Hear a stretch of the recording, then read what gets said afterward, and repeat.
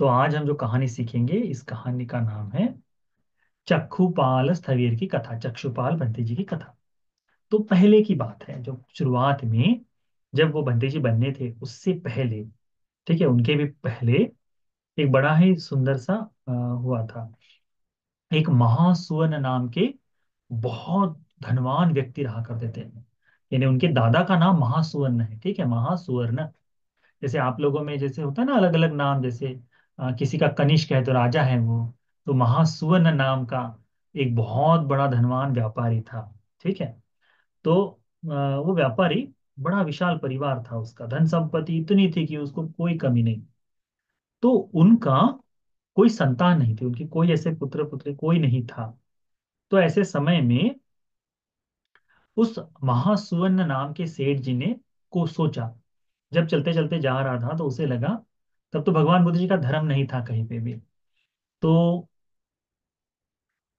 उसने चलते चलते देखा कि एक बहुत विशाल ऐसा वट वृक्ष जो है, पेड़ जो दिखाई दिया उसे, ठीक है, बहुत बड़ा बड़ा संपन्न ऐसा पेड़ दिखाई दिया।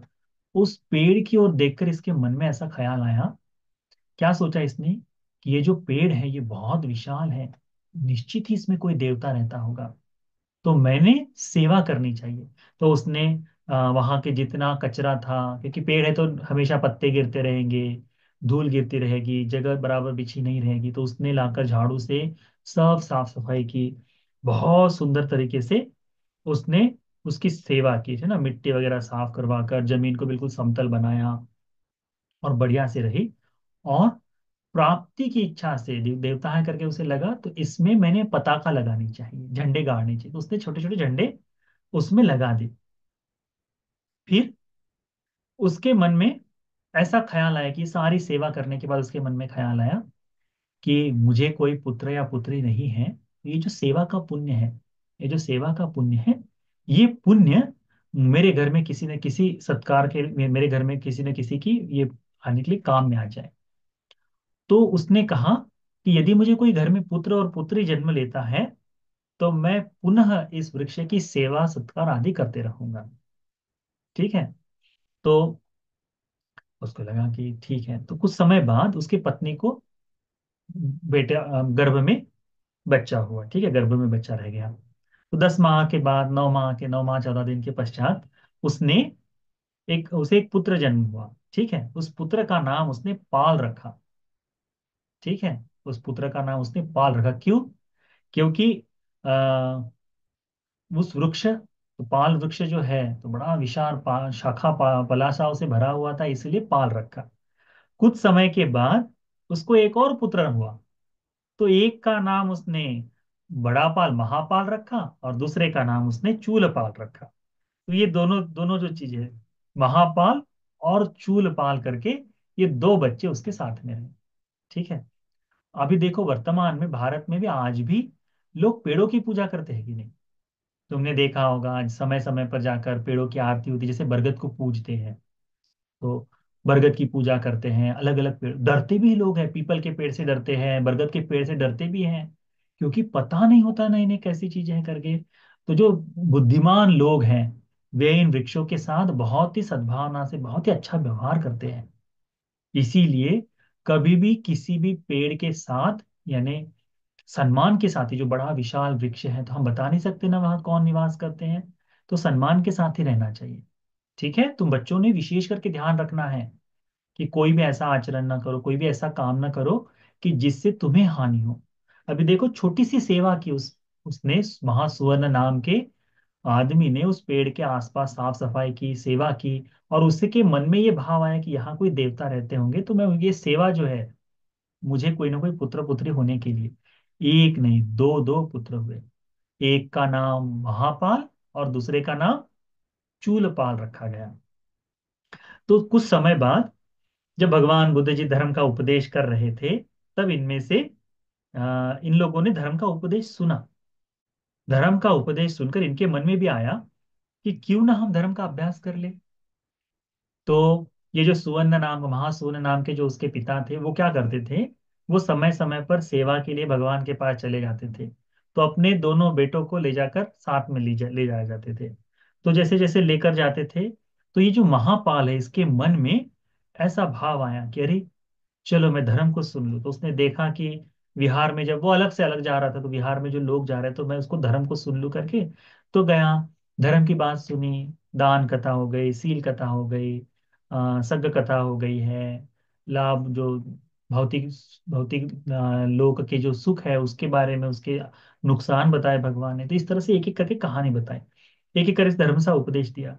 और फिर भगवान ने बताया कि ये जो जीवन है, यह यह जीवन बड़ा दुष्कर काम है, इससे मुक्ति होना चाहिए करके, मुक्ति पानी चाहिए। तो उसके मन में आया कि अरे मैं यदि गृहस्थ बना रहूंगा तो मेरे को मुक्ति तो संभव नहीं है, घर में रहूंगा तो कैसे मुक्त हो जाऊंगा। तो अब मैंने घर छोड़ देना चाहिए। तो सोचता है कि चलो अपने छोटे भाई के पास जाता है, छोटे भाई के पास जाता है और कहता है कि छोटे भैया देखो मैं अभी प्रवजित होना चाहता हूँ, भिक्षु बनना चाहता हूँ। तो कहता है ठीक है। तो घर में जाकर प्रवजित लेने की अनुमति चाहता है करके, तो अपने छोटे भाई को बताता है, अ, चूलपाल को बताता है कि, तो चूलपाल कहता है कि भैया आप तो अभी ये बहुत ही युवक है, आप तो जवान है, इतनी जल्दी क्यों प्रवजित होना चाहते हैं। जब आप बूढ़े हो जाओगे, अभी देखते हैं ना भारत में ऐसे लोग दिखाई देते हैं ना।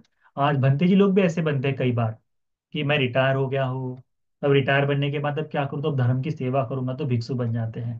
तो बुढ़ापे में भिक्षु बनकर उतना काम कर पाए ना कर पाए बता नहीं सकते। तो ये कहते हैं कि तुम बूढ़ा होने के बाद भिक्षु बनना, छोटा भाई बोलता है। कहते कि नहीं, बड़ा रहते समय ही जब धर्म में अभी जी सकते हैं तभी मैं इसका पालन करूंगा, तभी मैं इसको बनूंगा करके। तो उसके मन में ऐसा भाव आ जाता है कि नहीं, मुझे किसी भी हालत में अभी बनना ही है। तो भैया कहते ठीक है, मम्मी पापा की सेवा मैं करूंगा। छोटा भाई कहता है कि माँ पिता की सेवा मैं कर लूंगा, आप प्रवजित हो जाए। तो ये जो है प्रवजित बनने के लिए चला जाता है। प्रवज्जा लेकर भिक्षु बनता है, भिक्षु बनकर उपसंपदा हो जाता है, ठीक है, बड़ा भिक्षु भिक्षु बन जाता है। और धीरे धीरे धर्म का पालन करता है, धीरे धीरे धर्म को सुनता है। सारी ही चीजें बहुत अच्छी तरह से कर रहा है, भिक्षा मांगने जाता है, धर्म का पालन गाथा याद करना है। अब आप लोग आप देखो ना, सुबह उठने के बाद भगवान को हाथ कौन कौन जोड़ता है? सब लोग जोड़ते हैं क्या? एक दो लोग जोड़ते हैं। हाँ, और कल से करना है, जैसे ये भंते जी लोग, भंते जी कैसे करते हैं, सुबह उठने के बाद अपना जो हाथ मुंह धोने के बाद नाश्ते से पहले हो जाए तो भगवान बुद्ध जी की जहाँ प्रतिमा है वहां जाकर जाकर हाथ जोड़ते हैं, है ना। और नमन करके फिर आकर नाश्ता वगैरह करते हैं। तो तुम लोगों ने क्या करना है, स्कूल में जाते होंगे यदि सुबह सुबह, तो सुबह सुबह जैसे भी नींद से उठने के बाद हाथ मुंह धोए न धोए, स्कूल में भागने से पहले पट से ऐसे हाथ जोड़ लिए और फिर खुद स्कूल जाना है। उससे तुम्हारे जीवन में बहुत अच्छे संस्कार बनेंगे। तो अगली कल से जब भी हो, डेली स्कूल जाने से पहले निकलते रहे जब घर से, तो भगवान की प्रतिमा, बहुत नमन करने की आवश्यकता नहीं, हाथ जोड़ लिए कि मैं भगवान बुद्ध जी को नमन करता हूँ करके नमन करके स्कूल के लिए चले जाना है। स्कूल से आने के बाद भी यदि नमन कर सकते हो तो बहुत ही अच्छा है। तो चक्षुपाल भंते जी भी ऐसा, ये जो महापाल भंते जी है, वे भी इसी तरह से प्रातः का उनका पूरा काम करके, धर्म का अभ्यास करके, धर्म की गाथाओं को याद करके जीवन जी रहे थे। एक समय ऐसा हुआ कि वर्षावास आरंभ हुआ। वर्षावास पता है ना आप लोग बच्चों को? बारिश का समय, उसको बोलते हैं बारिश का समय। भारत में बारिश कब होती है? जुलाई से लेकर, है ना, जून, जून से शुरू होती, जुलाई से होती, जुलाई अगस्त सितंबर अक्टूबर नवंबर, या अक्टूबर तक, ये 4 महीने बारिश का मौसम होता है। तो इस समय बारिश बहुत होती है। तो भगवान बुद्ध जी ने कहा है भिक्षुओं को कि भिक्षुओं, जब बारिश का समय हो तो घूमना नहीं चाहिए, कहीं एक जगह एक विहार में जाकर रुक जाना चाहिए। ठीक। तो ये चक्खुपाल, ये जो महापाल भंते जी हैं, इन्होंने क्या किया कि किसी एक गांव में मैं रुक जाऊंगा करके, तो उस गांव में रुक गए। उनके साथ दूसरे भिक्षु लोग भी थे, एक पूरा भिक्षुओं का संघ ही था, अकेले नहीं थे। तो किसी गांव में वहां रुक गए। अब जब भंते जी लोग इकट्ठा होते हैं तो भंते जी लोगों की एक विशेषता है।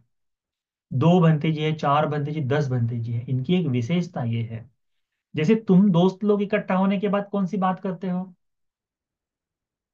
तुम तो पहले पहले थोड़ा सा पूछोगे घर में क्या खाना बनाया है, क्या हुआ है। फिर पूछते हैं तुम कौन सा वीडियो गेम खेलते हो, तुम, है ना। फिर किसका क्या चल रहा है, स्कूल कैसा है, वो तो फिर फिर किसने क्या बताया उसके बारे में, फिर यदि क्रिकेट खेलते हैं तो क्रिकेट के बारे में बात करते हो। ऐसी बातें करते हो कि नहीं तुम लोग, दोस्त मिलने के बाद, है ना। भंते जी लोग मिलने के बाद क्या बात करते हैं? भंते जी लोग मिलने के बाद धर्म के बारे में बात करते हैं कि भगवान बुद्ध जी ने ऐसा बताया है।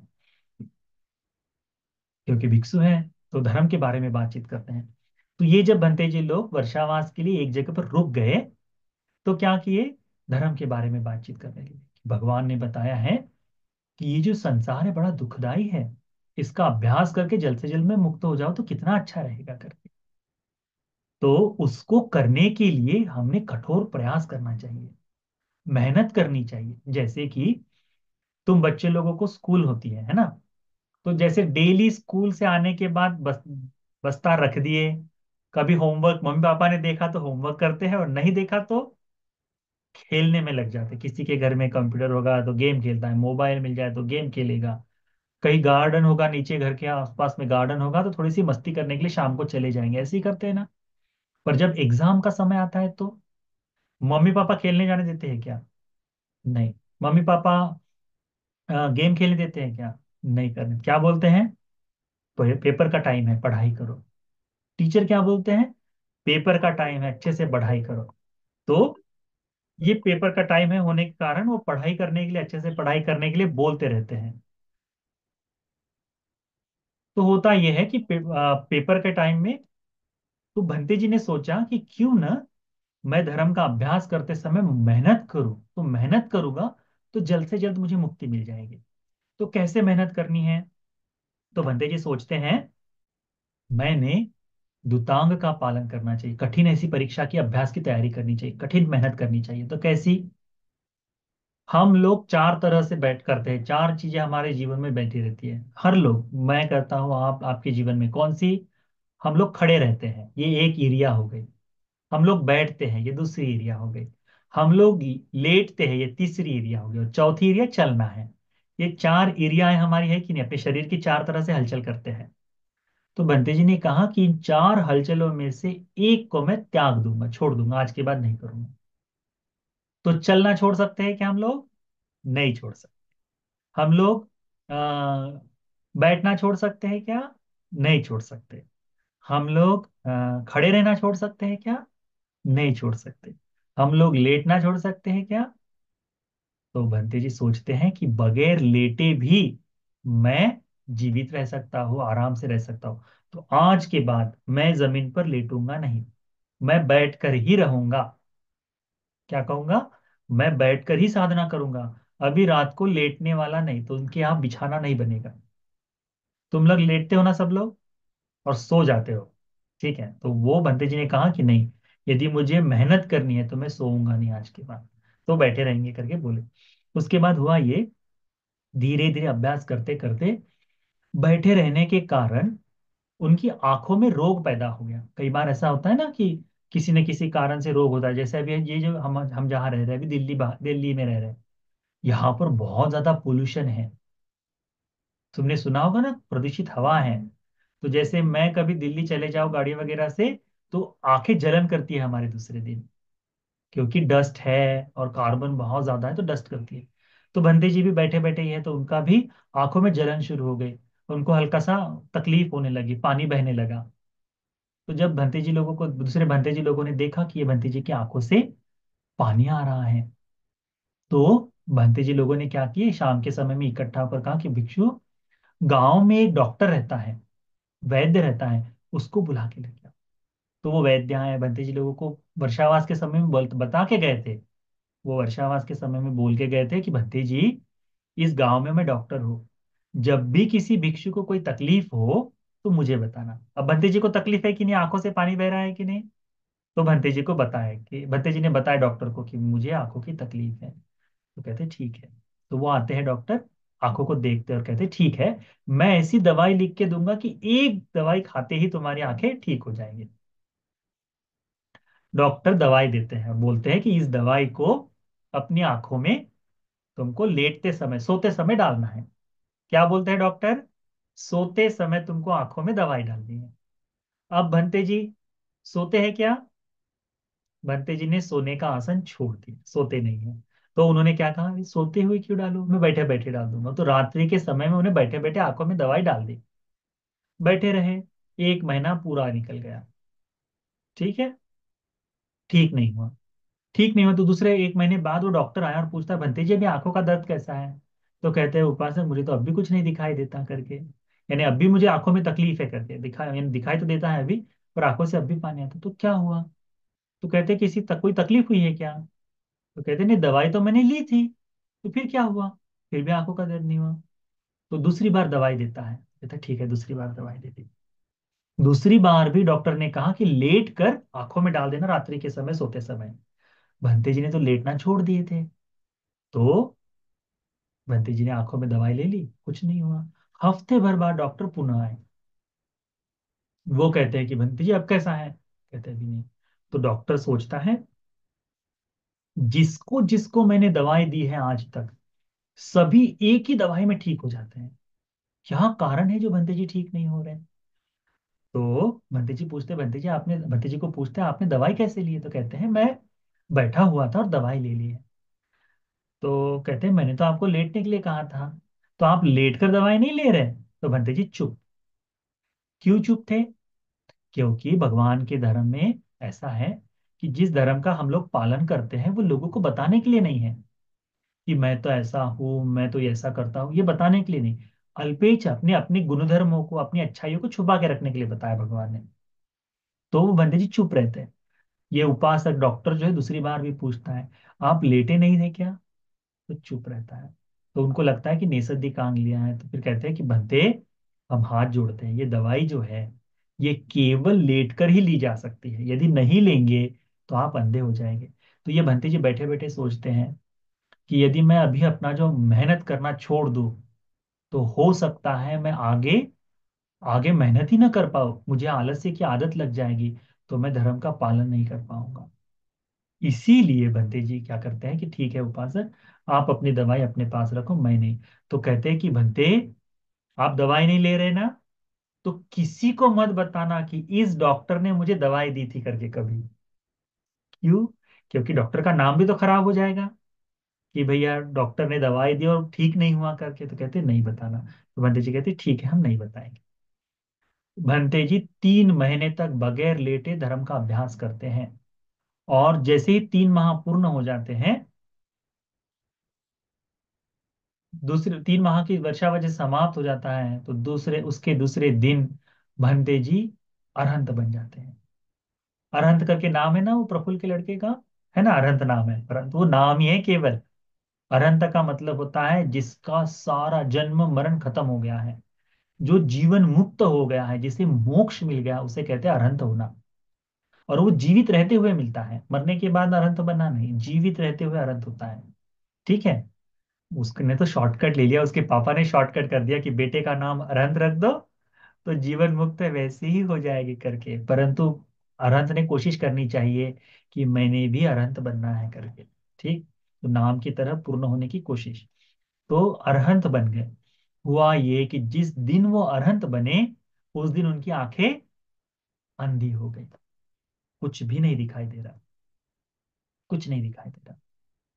अरहंत हो गए। अंधे अरहंत व्यक्ति को आंखों की आवश्यकता भी नहीं है, क्योंकि अभी उनको इस दुनिया में जो करना था वो कर लिए। अब कोई भोजन खिलाएगा तो खाएंगे, बैठना है तो बैठाएंगे, जिस तरह से है, तो अनंत हो गया। ठीक है। हुआ ये कि सब भंते जी लोग वर्षावास समाप्त होने के बाद जगह जगह घूमने जाया करते हैं, इस देश से दूसरे देश से। तो भगवान बुद्ध जी के दर्शन के लिए दूसरे दूसरे भंते जी लोग जाते हैं। अभी देखो ना, वर्षावास खत्म हुआ, यश भंते जी कहाँ थे? यश भंते जी का नाम सुना है ना तुमने? यश भंते जी को देखा है ना? या बुल्ढाना में थे, तो यश भंते जी बुल्ढाना में थे। किसके दर्शन के लिए गए बुद्ध गया? गुरु भंते जी को मिलने के लिए गए। तो जब वर्षावास समाप्त हो जाता है तो भंते जी लोग अपने गुरु को मिलने के लिए, भगवान बुद्ध जी के दर्शन के लिए जाया करते थे। तो सब भंते जी लोगों ने सोचा कि वर्षावास समाप्त हो गया, हमने अपना अपना काम कर लिया है। और इस अंधे भंते जी के पास जो अरहंत हो गए थे उनके पास भी गए और बताएं कि भिक्षु, हम अभी भगवान के दर्शन के लिए जा रहे हैं, तो निमंत्रण, आप चलेंगे साथ में? तो कहते हैं कि मैं अंधा हूँ, मैं कैसे जा पाऊंगा, और आप लोग के साथ में जाओ तो उससे आपको तकलीफ भी हो सकती है, तो ऐसा करो, आप जब भगवान के दर्शन के लिए जाएंगे तब, दर्शन के लिए जाएंगे तब आप जो है बताइएगा हमारे भाई को, पूछने आएगा तो भाई को बताइएगा कि भंते जो है उनके बड़े भाई अभी अंधे हो गए हैं, यदि हो तो दूत की सहायता करो करके। दूत यानी सेवक, सेवक की सहाय आवश्यकता है करके। तो भंते जी लोग जाते हैं जहाँ भगवान है श्रावस्ती में। श्रावस्ती में जाते हैं तो उनके भाई मिलते हैं और बताते हैं कि भंते जी आपके आपके बड़े भाई अभी अंधे हो गए, उनको सहायता की आवश्यकता है। तो ये एक दास को भिक्षु बनाकर भेज देते हैं कि जाओ हमारे भाई को वहां से लेकर जेतवन में लेके आओ करके, जहाँ भगवान है उनके दर्शन के लिए। तो ये जो भिक्षु बनकर जाता है दास, ये सेवक जो जाता है उनको लेकर आता है। और ये है तो भिक्षु नहीं, केवल नाम के लिए कपड़ा पहना है, क्योंकि अपने स्वामी ने बताया है कि भंते बनकर सेवा करोगे तो अच्छा रहेगा। तो धर्म तो है ही नहीं, ना तो ब्रह्मचारी है, ना सीलवान है। तो इस कारण से तो जैसे ही ये भंते जी को, जिनकी आंखें अंधी चली गई, वो भंते जी को पता चलता है कि अरे मेरे नेत्र, जो भंते जी है तो जो दास सेवा करने के लिए आया है वो दुराचारी है, वो पापी है। तो जैसे ही पता चलता है वो कहते हैं कि तुम्हारे साथ मैं अंधा जरूर हूं, परंतु पापी आदमी के साथ मैं एक कदम नहीं रखूंगा। जंगल में रुक जाते हैं क्योंकि लेने आया है तो जंगल में रुक गए। मैं नहीं जाऊंगा, यहाँ मर जाऊंगा चल जाएगा, पर पापी आदमी के साथ नहीं जाऊंगा। तुम बच्चों को ध्यान में रखना चाहिए, जीवन में अच्छे बुरे सब लोग मिलेंगे, ठीक है, परंतु पापी आदमी के साथ एक कदम भी चलना सबसे बड़ी हानि है। पापी आदमी के साथ एक कदम भी नहीं चलना चाहिए, ठीक है। क्योंकि ये चक्कूपाल बंते जी जो है, जो अंधे हो गए थे, ये बंते जी अंधे होने के बाद भी क्या कहते हैं कि तुमने पाप किया है और पापी के साथ जाना मुझे पसंद नहीं, तो मैं तुम्हारे साथ नहीं जाऊंगा। तो अब ये दास है, दास कह रहा है कि मैं क्या कर सकता हूँ, वो बंते जी को वही छोड़कर चला गया। ये अंधा आदमी है, इसको नहीं जाना है तो नहीं जाए, मैं तो वापस ले जाने के लिए छोड़ने आया था पर नहीं आ रहा है करके तो छोड़कर चले जाता है।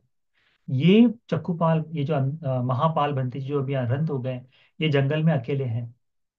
इनका इतना प्रभाव कि थोड़े ही देर में देवों के राजा शक्र देवेंद्र जो है वो आते हैं एक जवान लड़के का रूप बनाकर। और कहते हैं, अब पता तो चलता ही नहीं कि अंधा अंधे हैं तो उनको दिखाई नहीं, पर रूप रूप बनाकर आते हैं और कहते हैं कि भंते कहाँ जा रहे हैं आप।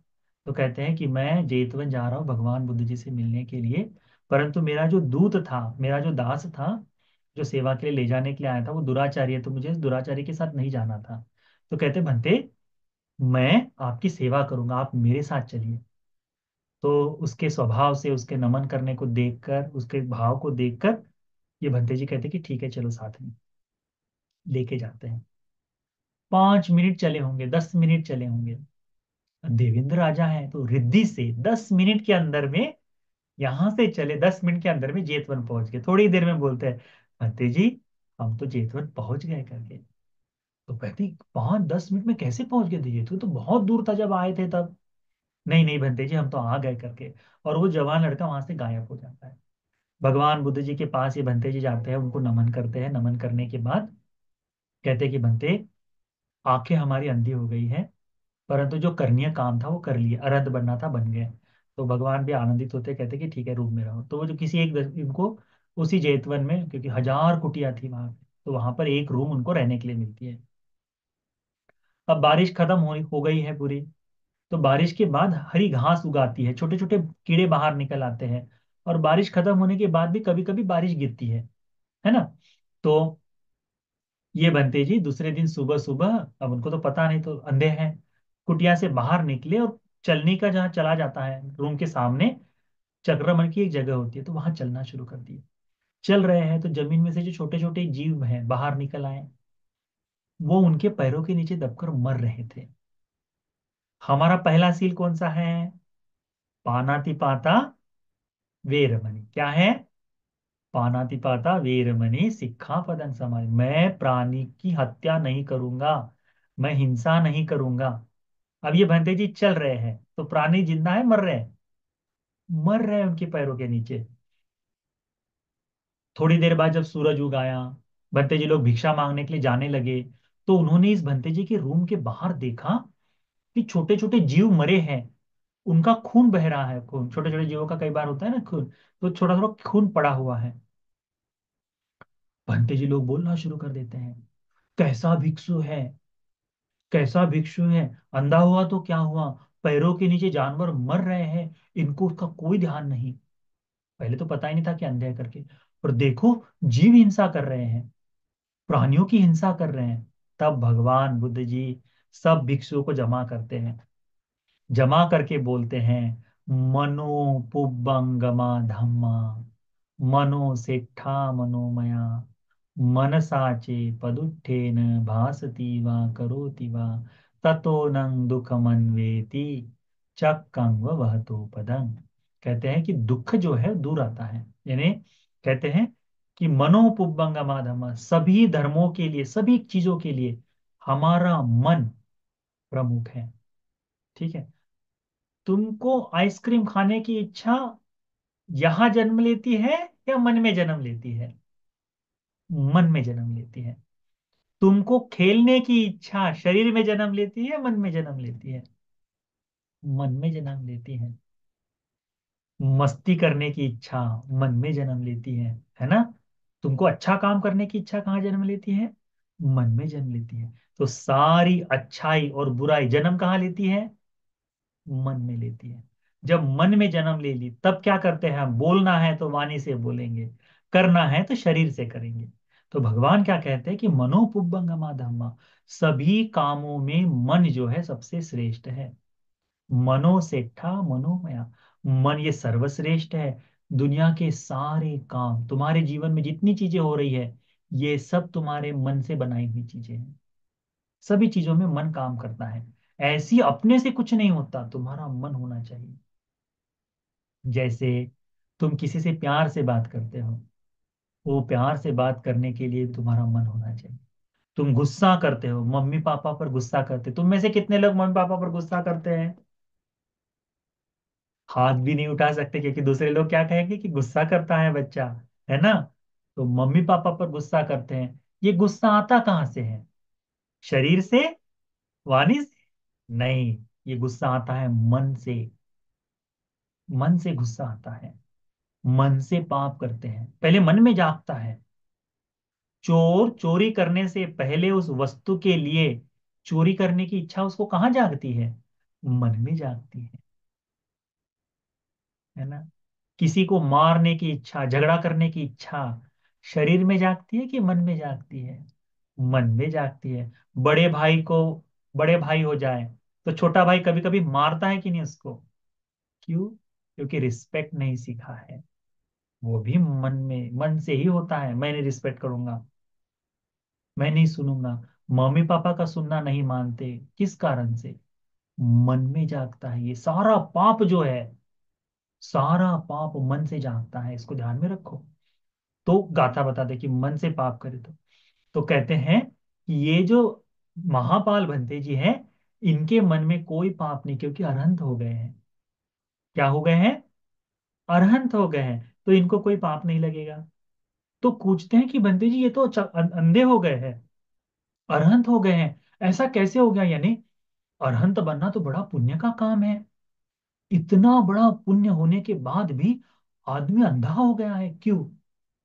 तो भगवान बताते हैं, अतीत की कथा, पहले की कथा बताते हैं कि इस मनुष्य लोक में, इस जन्म में आने से पहले, जैसे तुम लोग अभी जन्म लिए हो ना, तुम लोग सब जन्म लिए हो कि अभी जन्म नहीं लिए हो? अभी जन्म ले लिए हो, अभी मनुष्य लोक में हो। पर यहाँ जन्मने से पहले भी तो तुम कहीं थे। तो वैसे ही यह आदमी जो है पहले किसी जन्म में आंखों का डॉक्टर था। क्या था? आंखों का डॉक्टर था। तो एक महिला, इस डॉक्टर की खासियत थी ऐसी कि एक दवाई देकर ठीक कर देंगे, यदि दवाई से ठीक नहीं होगा तो उसको पैसा देंगे करके, उसको परिश्रम देंगे करके। तो एक महिला बड़ी लालची थी, वो गई उनके पास और बोला कि मुझे, मेरी आंखें दर्द दे, तकलीफ हो रही, दिखाई नहीं दे रहा। बोलते ठीक है दवाई दूंगा। दवाई देते उसकी आंखें ठीक हो गई। अब आंखें ठीक होने के बाद डॉक्टर पैसे मांगेंगे, तो उसको पैसा देना पड़ेगा, और डॉक्टर बहुत फेमस है, तो बड़ा डॉक्टर होगा तो बड़ा पैसा देना पड़ता है कि नहीं? जैसे तुम हमारे घर के सामने जो आइसक्रीम का दुकान वाला चलता है, तो उसमें 5 रुपए की तुम आइसक्रीम खा सकते हो, है कि नहीं? और तुम हल्दीराम में चले जाओ, तुम बड़े वाले शॉप में जाओ, तो 5 रुपए की आइसक्रीम वहां नहीं मिलती। वहां 20 रुपए, 25 रुपए, 100, 200 रुपए की आइसक्रीम खाने को मिलती है। तो बड़ा दुकान हो गया तो बड़ा पैसा देना पड़ता है, वैसे डॉक्टर बड़ा हो गया तो बड़ा पैसा ये महिला सोचती है, मैं इस डॉक्टर को झूठ बोलूंगी कि मुझे दिखाई नहीं दे रहा, तुम्हारे दवाई से कोई लाभ नहीं हुआ है, यदि लाभ ही नहीं हुआ तो तुमको क्यों पैसे दूं? तो झूठ बोलती है वो, उसने तो झूठ बोल दिया। डॉक्टर भी बहुत तेज, कहता है ये मेरा पैसा खाना चाहती है, आंखें इसकी मैंने ठीक की है, अब मैं इसकी आंखें अंधी कर दूंगा। तो वो कहता है कि देखो, एक एक बार दवाई और लेके दो, ये दवाई मैं फ्री में देता हूँ, तब इससे यदि ठीक हो जाए तो पैसे दे देना। तो वो दवाई ले लेती है, और डॉक्टर ने कहा कि एक दवाई से तो ठीक हो गया, दूसरी डाल दूंगी तो और भी अच्छी हो जाएगी, करके दवाई आंख में डाल देती है। उसके डालने से ये महिला अंधी हो जाती है। क्या होती है? अंधी हो जाती है। पहली बार डॉक्टर ने दवाएं दी थी आंखें ठीक करने की, पर जब डॉक्टर को पैसा नहीं दिया तो उसने क्या किया, दूसरी बार दवाई काय की दी? अंधा होने की। तो ये जानबूझकर किया था कि नहीं उसने काम? उस महिला को जानबूझकर अंधा बनाया था। ये जो कर्म किया है इसका फल कहाँ भोगेंगे? तो जब इस जन्म में इस लोक में जन्म लिए, अरहंत होने का पुण्य है, परंतु वो पाप पीछे पीछे आया है। क्या हुआ? आदमी अंधा है। तो बनते जी लोगों को पता चला, अरे एक आंख का दवाई न करने के कारण, अंधा बनाने के कारण इस लोक में आकर अंधे हो गए। परंतु एक आंख बंद हो गई उनकी, ये जो आंखें हैं, भौतिक लोक की आंख बंद हो गई। अब उनको धर्म ये नहीं दिखाई देता, दुनिया नहीं दिखाई देती, परंतु मन की आंख, अनंत बनने के बाद धर्म की आंख खुल जाती है। इसीलिए जिसने धर्म को देख लिया, ऐसे भिक्षु का नाम पड़ा चक्षुपाल। क्या नाम पड़ा? चक्षुपाल।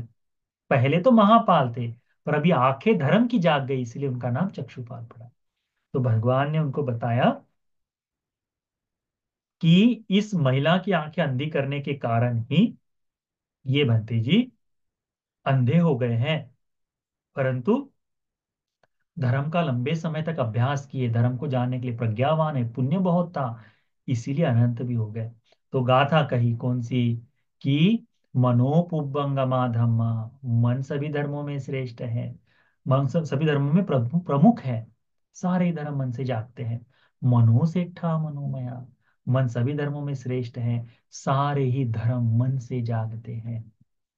मन साचे पदुट्ठे न, यदि मन को कोई मलिन कर दे, बुरा कर दे, गंदा कर दे, जैसे तुम्हारे मन में कभी कभी आता है ना कि टीचर का बहुत प्यारा है, मैं इसकी चुगली कर दूं करके।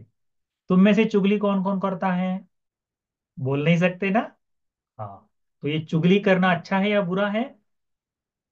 बुरा है। बुरा है। तो मन से ही तो वो बुराई होती है। ये बंते जी ने भी वैसा ही किया ना, बुरा कर्म किया है। मन साचे पदुट्ठे न, मन को गंदा कर कर जो भी काम करे, करोति वा भासति वा, शरीर से काम करे या मन से काम करे, ततो न दुखम अन्वेति, उसका परिणाम क्या होगा? दुख मिलेगा, तकलीफ होगी। दुख कैसा मिलेगा? तो दुख वैसा मिलेगा, चक्कम वह तो पतंग। जैसे तुमने बैलगाड़ी देखी है क्या? बैलगाड़ी नहीं देखी ना? हाँ, मम्मी पापा को पूछना कि हाँ, कुछ लोगों ने देखी होगी। अभी तुम्हारे आने अभी जो नए बच्चे अभी पैदा हो रहे हैं उनको बैलगाड़ी देखी ही नहीं है, तो वीडियो में देख लेना, ठीक है? तो बैल जैसे चलता है ना, तो बैलों के पीछे लोहे के बड़े बड़े चक्के लगे रहते हैं, बहुत वजन खींच के ले जाता है। तो जब बैल आगे आगे बढ़ता है तो उसके पीछे पीछे चक्के घूमते रहते हैं। तो बैलगाड़ी का वजन बहुत ज्यादा होता है ना, तो बैल जहां जहां जाएगा बैलगाड़ी का चक्का उसके पीछे पीछे जाता है। और कई बार होता है कि बैलों के पैरों को वो चक्के टच भी करते हैं तो खून भी निकलता है। हाँ, तकलीफ होती है, और मेहनत से खींचना पड़ता है। लार निकलती है बैलों के मुख से, तुम देखो जब बहुत भारी सामान ले जाना है बैलों को, तो हाफते हुए ऐसे लार निकलते हुए निकलते हैं, बड़ा तकलीफ होता है। तो भगवान कहते हैं, जब दुख तुमको तकलीफ दे, तक जो दुख तुम्हारे पीछे आएगा, कर्म का फल तुमको मिलेगा, तो तो जैसे बैल के पीछे उसके चक्के चल रहे हैं, वजनी है, भारी है, तकलीफ दे रहे हैं, वैसे ही तुम्हारा किया हुआ पाप भी तुम्हारे पीछे पीछे आएगा। तो तुमने क्या सीखना चाहिए? कि मैं अपने मन से पाप नहीं करूंगा, अपने मन में पाप नहीं जागने दूंगा। मैं पाप करूंगा तो क्या होगा? मुझे पाप का फल भोगने को मिलेगा। मैं पाप नहीं करूंगा। तो पाप करना छोड़ना है। मन से कोई बुराई नहीं। हम सब लोग, मैं भी मनुष्य हूँ, तुम भी मनुष्य हो। तुम लोग मनुष्य हो कि नहीं हो? अच्छा, तुम में जानवर कौन कौन है? कौन कौन जानवर है, हाथ उठाओ। जानवर नहीं कोई? हाँ, तो जानवर नहीं हो ना, तो मनुष्य हो। तो मनुष्य में गलतियां हो सकती हैं, परंतु गलतियों को सुधारा जा सकता है। तो यदि तुम्हारा मन गंदा होता है, यदि तुमको ज्यादा गुस्सा आता है, यदि तुमको ज्यादा ईर्ष्या जागती है, तुम्हारे मन में ज्यादा लालच जागता है, दूसरों का अपमान करने की इच्छा जागती है, तो ये अच्छाई है या बुराई है? बुराई है, गंदगी है। तो तुमने अपने आप को ऐसे ही शक्ल देखनी चाहिए आईने में, अपनी शक्ल, कि हे लड़के, क्या नाम है तेरा? तुम्हारे मन में ये गंदगी जागती है, तुमने अपने गंदगी को सुधारना चाहिए। ऐसे किसको बताओगे? अपने आप को बताना है। और धीरे धीरे, एक दिन में तुम्हारा बदलाव नहीं हो सकता। एक दिन में तुम बड़े हो गए क्या? नहीं। तुमको बड़ा होने के लिए अभी 13 साल हो गए, 8 साल हो गए, 10 साल लगे हैं तुमको बड़ा होने के लिए। तुम जन्म लिए तब से बोल रहे हो क्या? नहीं, तुमको 2 ढाई साल लगे हैं बोलने के लिए, है ना? तुम लोग मेकअप करना बचपन से शुरू कर दिए क्या? नहीं, जैसे जैसे बड़े होते जाओगे वैसे वैसे मेकअप करना सीखते जाओगे, है कि नहीं? तो वैसे ही मन की गंदगी को भी एक दिन में साफ नहीं कर सकते, धीरे धीरे कोशिश करते हुए करना है। ठीक है, कोशिश करोगे तो मन बिल्कुल साफ हो जाएगा, फिल्टर की तरह काम करेगा। तो इस गाथा को ध्यान में रखो, ठीक है? अब मैं बोलता हूं, मेरे बाद आप लोग बोलेंगे, ठीक है? बोलो। मनोपुब्बंगमाधम्मा मनोपुब्बंगमाधम्मा मनोसेट्ठा मनोमया मनोसेट्ठा मनोमया मनसा चेपदुष्टेन मनसा चेपदुःखेन भासति वा करोति वा भासति वा करोति वा चक्रं व वहतो पदं चक्रं वहतो पदम् मनोपुब्बंगमाधम्मा मनोपुब्बंगमाधम्मा मनोसेट्ठा मनोमया मनोसेट्ठा मनोमया मनसा चेपदुत्थेन मनसा चेपदुःखेन भासति वा करोति वा सति वा करोति वा ततोऽनं दुःखमन्वेति ततो न दुःखमन्वेति चक्रं वहतो पदम्। चक्रं वहतो पदम् इसका मतलब है, मन सभी धर्मों का प्रधान है। सभी धर्म मन से ही उत्पन्न होते हैं। यदि कोई दूषित मन से कुछ कहे या करे, तो उसका फल दुख में मिलता है। ठीक है? ये दुख उसका उसी तरह साथ पीछा नहीं छोड़ता, उसके साथ उसी तरह से चलता है जैसे बैलगाड़ी के पहिए बैलगाड़ी के साथ चलते हैं, बैलगाड़ी का पीछा नहीं छोड़ते। ठीक है? इसका मतलब ये हो गया, ये है धम्मपद की पहली कथा, धम्मपद की पहली गाथा है। तो इस गाथा को अच्छे से याद रखो। साधु साधु साधु। ठीक है, आशीर्वाद करेंगे सबको। हाथ जोड़ लो और नमन करो। अभिवादनशीलिस् नित्यं वद्धापचायिनो चत्तारो धम्मा वर्धन्ति आयुवन्नो सुखं बलम् आयुरारोग्य संपत्ति सग्ग संपत्तिमेव च अतो निब्बान संपत्ति इमिनाते समिज्जतु सुखी होंगे जी। साधु साधु साधु